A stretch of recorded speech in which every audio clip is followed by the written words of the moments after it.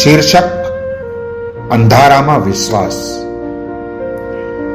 આ કાળા ડિબાંગ વાદળોની કોરાણે જ્યાં અંધકાર થાકી જાય છે અને આશા પણ થાકી જાય છે, ત્યાં ધીમે ધીમે નીકળેલો સોનેરી પ્રકાશ એ કોઈ સૂર્ય નથી, ન કોઈ દીવો.